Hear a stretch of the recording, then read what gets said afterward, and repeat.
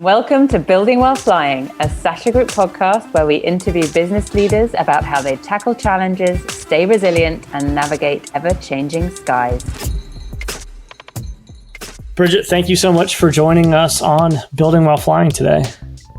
Thank you for having me. Of course. Bridget Hilton is founder of Listen Sound, an 8-figure social impact business that creates social change through the power of sound. Through the purchase of audio products via their website and retailers like Nordstrom and Whole Foods and Barney's, Listen has funded 20 missions to help more than 50,000 people around the world receive hearing aids through their partnership with the Starkey Hearing Foundation. So, Bridget, I want to get into the social impact side of the business in a bit, but let's maybe start with what got you into kind of the music and electronics business in the first place. Sure. So I'll go all the way back. I was born in Flint, Michigan, to a very blue collar family in the auto industry.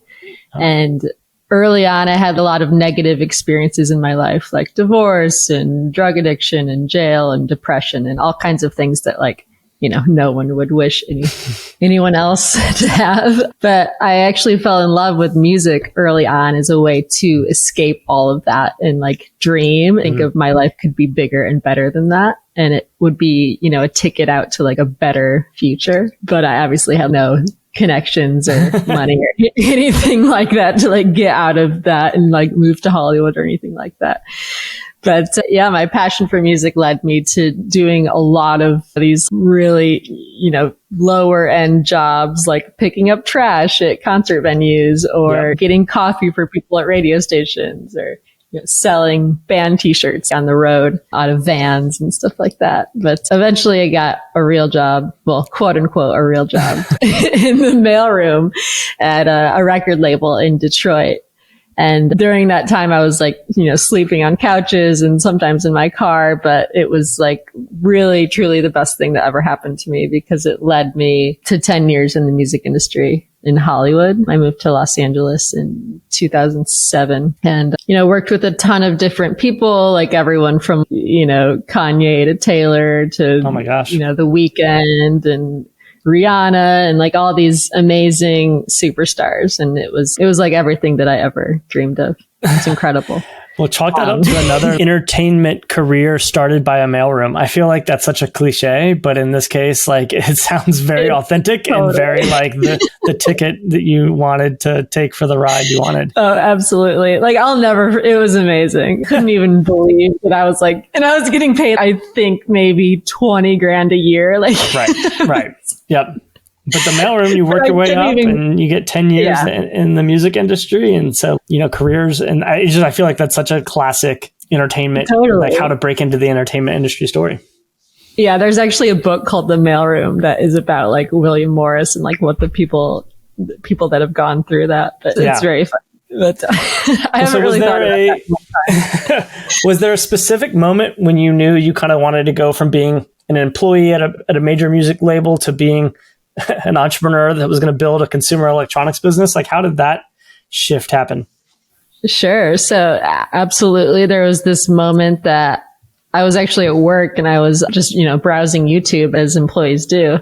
And there was a video that I saw of a 29-year-old woman named Sloan hearing for the first time. It was a super viral video. You might have seen it. It was all over Ellen and whatnot. But I think I was 26 at the time. So it very deeply resonated with me just thinking about how important music was in my life and what my life would look like without being in music. And I didn't even want to think about that. So it super motivated me, gave me an idea to, when I saw it, I thought, I want to do that for other people.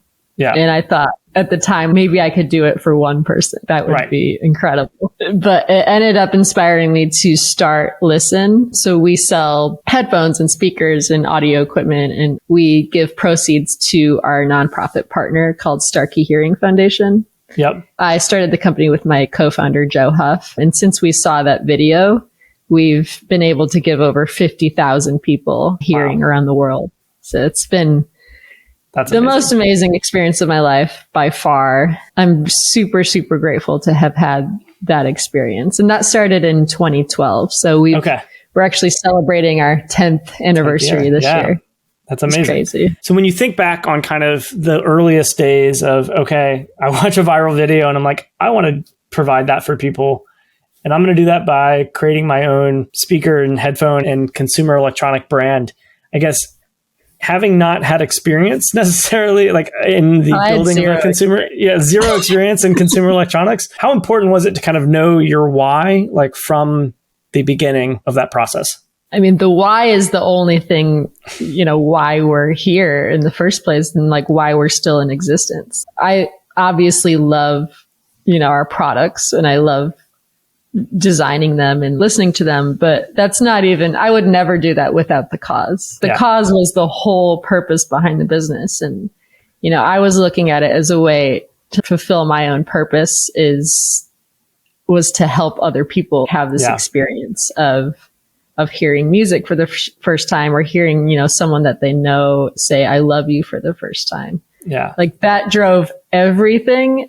And honestly, if I would have known how difficult, like being naive was the best thing ever. Yep. Because if I would have went to CES, for example, like 2012, like it would have never happened. Yeah. Because you walk in and there's I can't do this. Yeah. I mean, there's literally thousands of brands out there. And then the biggest ones, of course, are Apple, Sony, like, Amazon, like the biggest companies in the world. And we're like, oh yeah, we're going to try to compete with you with this. I cashed out my like 401k from Universal and it was $5,000. There we go. I don't even know what I was thinking. Like I'm going to compete with Apple with $5,000. Okay. Here you are 10 years later. Here we are. It's amazing. Well, so I actually want to go revisit some of those because I think what's amazing about your story is a lot of people get inspired every day. We see viral videos, we see, something that comes across the news or just something you were like, wow, wouldn't that be awesome? But you actually took actions and took steps and built the business around it. And I want to dive into that naivete that you kind of mentioned and not having experience in consumer electronics and then getting into it. I guess I want to really know like the basics of like, how did you find suppliers? How did you determine pricing? How did you think about building the brand? Like, what are some of those earliest learnings that around just like, all right, this is a business model. How am I going to create the products? How am I going to design them? How am I going to market them? What were some of those things that maybe you experienced within music at Universal helped you with, but then maybe what are those things you had to learn on the job? Sure. So I think as far as sourcing goes, it was during the very beginning of Alibaba. And honestly, we just got kind of lucky. Like we met an agent over there and they're still with Listen to this day, 10 years later. It's very rare to meet someone overseas that can stay with you for that long, but that really helped us. We basically, Joe and I like met, and I'm not even kidding, maybe 2 weeks after we met, we high-fived and didn't have any business plan or anything and flew to China and just started meeting with factories. Like I had never been to Asia before. So it was like let's do a little bit of Googling, let's get on a plane and let's go. Yeah. Like I had no idea what I was doing, but I was also just so motivated to just get out and do my own thing, to travel, to help people. So when we first started, and we still do have some of these products, but when we first started, it was very important to us to design the product in a way that would get people talking, because obviously we didn't have any money to advertise or do anything like that. So we created our products all out of wood. So we had wooden headphones and wooden earbuds, and that's all we had at the beginning. Because say you're in an airport or something and someone will stop you and they'll be like, oh, your headphones are really cool. And then you'll say, yeah, but that's not even the best part. They also give somebody hearing. Yeah. And so I wouldn't say that to you if your headphones were just black plastic, right? Like there would be no opportunity. There would be no opportunity to learn about the cause. So we needed that viral thing that would help people talk about it on behalf of us, because we didn't have money to advertise. But that's a great insight there around how do you design the product or even the product experience to get to kind of the thing you want to have happen, right? Which is that door to open to say, but that's not even the coolest thing about it. The coolest thing about it is that they help people hear for the first time. Yeah. And a lot of people just liked it because they were wood. And I think that's great. And they're beautiful. But the purpose was always, giving hearing, and having like a sustainable product was great too. But the number one purpose was always hearing. So it really helped us get a lot of early PR. We had a lot of early celebrity support, and we never spent a dime on things like that until, maybe 5 years in or so. That's awesome. That's awesome. I want to talk a little bit about what you brought up already around competing with the biggest players in the world between Apple and Amazon and Sony and Bose. But then you've also got up and coming brands. You've got brands with celebrity musicians behind them. Like, how often do you think about who you're competing against, or do you think about them at all? Well, I think to say that we compete against them is like, it's not really true. I can't really say that Apple is our competitor in a way because it's the biggest company in the world. It's like, we're a very small competitor, but the way that we do compete, quote unquote, is that we are very authentic and our story is real. And we didn't come from money. We didn't come from celebrity or anything like that. We came from like the heart. So there's a lot of other companies that we've worked with, such as Google or Delta Airlines or Spotify, that saw the authenticity that we brought and partnered with us. And we used their platforms to grow. For example, we did a commercial with Google, and this was quite a while ago now, but it was their most viral video they've ever made, to advertise. And we're in the commercial and talking about what we do. And I think it has 70 million views or something. Wow. Yeah. So we're not really competing with Apple at that point, but we are using other companies that are as big as them to leverage our brand. I noticed some of those when I was checking out the company, some of those bigger name partnerships that you've done over the years. And you say all of those came from that initial wave of PR and the authentic story that is the thread between everything that you guys do? Absolutely. I mean, that definitely came from the beginning, but also, like the Delta Airlines partnership, for example, we've made millions of headphones for them and that were on the first class cabins for 3 years. And that was truly just through a lot of hard work and a lot of, thoughts and prayers. Yeah. And we were literally up against Bose to get that contract. And we had maybe 4 or 5 people in our office at the time. And we're up against this multi-billion-dollar company. So we really had to rely on the product, but also the cause behind it and the difference that, say, somebody sits down in their chair and then they read a story about what this product does versus a product that they've seen a million times. Yeah. So it's been, I'm not going to lie and say it's easy to do things like that. It's very difficult, but it's always been worth it at the end of the day. That makes me wonder about, because obviously that was maybe some sort of RFP, or you found out about the fact that they were going to be partnering with a company to provide those first class headphones and things like that. And that's such an awesome kind of B2B play. But what's kind of the revenue breakdown between channels, right? So between like sales from direct to consumer versus through your retail partners versus through kind of those corporate programs versus gifting. Yeah, absolutely. It's funny. We've really pulled out of basically all retail. Retail's a very difficult space, as you know. It's dominated by people that pay money to be there. If you go into a Target or Best Buy, those spots are paid for. So we don't really compete in that space anymore. We did at first because we were looking for these niche places. Like we were the first electronics ever in Whole Foods, for example. And then we were one of the only ones in, a Nordstrom. We're the only ones in Barney's. We're the only ones in a Birchbox, for example. So we were looking for these places that Bose and Sony and Apple weren't, but now it's even harder. So right now our revenue breakdown, like we really do a ton of gifting. We do a ton of corporate partnerships, and then we do D2C. And I would say that's the only 3 things that we do. Got it. And so is it led by corporate partnerships and gifting, and then D2C is the third? Yeah. It's like kind of like split in thirds, I would say. Yeah. Awesome. So maybe let's dive into the social good side of this. And you've brought it up almost every answer. And so it's clear that that is the North Star of the company, is how to support Starkey Hearing Foundation and giving the gift of hearing to people. So how did you find them as a nonprofit partner, and what attracted you to them, and what was it about Listen that stood out? So I initially started the company funding a different charity that was very small, and they're a great company, but they are only based in one tiny part of the world. Yeah. So the thing about Starkey that really attracted me is that they work all over the world, like in almost every country. So hearing is something that affects everyone. It's not just in one tiny part of the world. Obviously, it's the number one disability in the world. So looking at them, I was like, they're the best in the business. They have the best scores on every charity navigator, whatever you're looking at. Yep.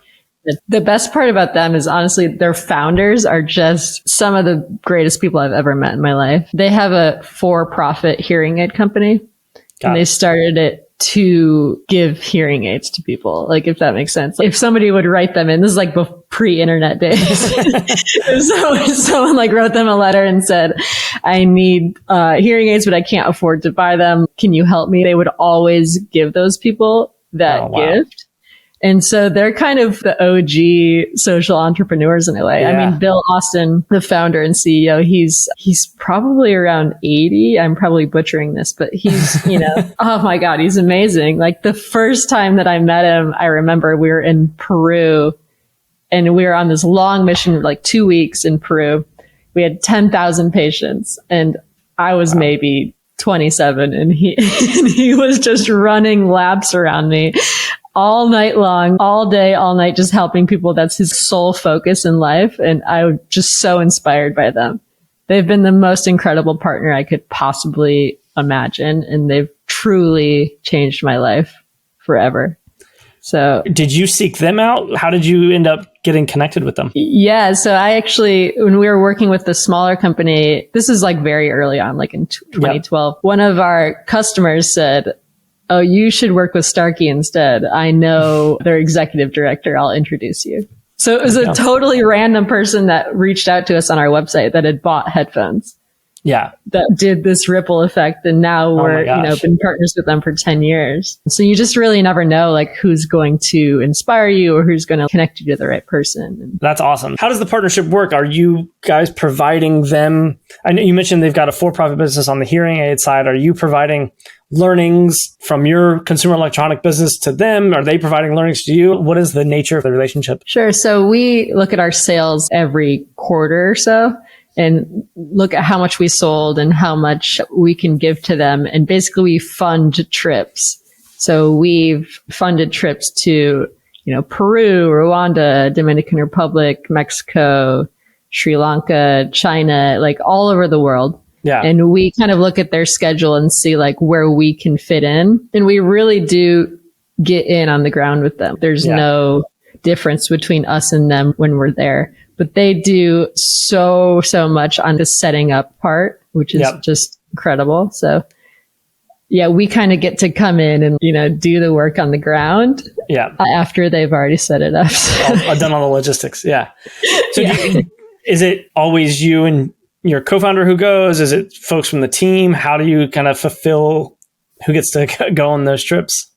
Yeah, so we haven't gone, unfortunately, since COVID because they kind of shut down for a couple of years, but everything's coming back right now. But yeah, usually it's me and Joe and then whoever we can bring. Like we can't always bring, everyone. It depends on, because we're paying for it as well. We're paying for everybody to go and it's never a cheap thing. But yeah, we've brought our team many times and it's pretty much the best job ever. Do you have a favorite story from a trip or from a visit or from someone on your team? You kind of saw the impact on them? Oof. I mean, so many times, but I'd say like my favorite moment was still the first moment.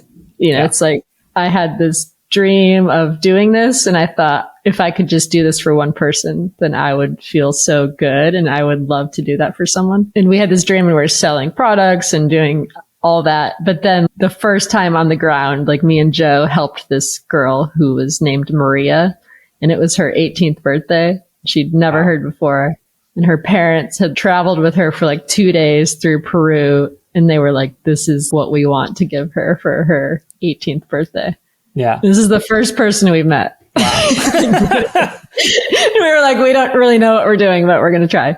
And literally within 10 seconds, she was hearing. And everyone's crying. I'm crying. Joe is crying. And it was just suddenly like my whole life I've been working up to this moment. And it was so rewarding. And I think that's still my favorite moment. But there's been I mean, literally 50,000 people that we've 50,000 physically been on the ground with. So there's a lot. 50,000 people that you've physically been on the ground with. Yeah. That's amazing. Wow. Yeah.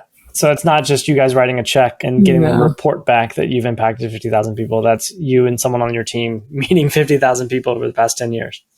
Yeah. I mean, checks are cool, but the experience of doing it, that's what's the best.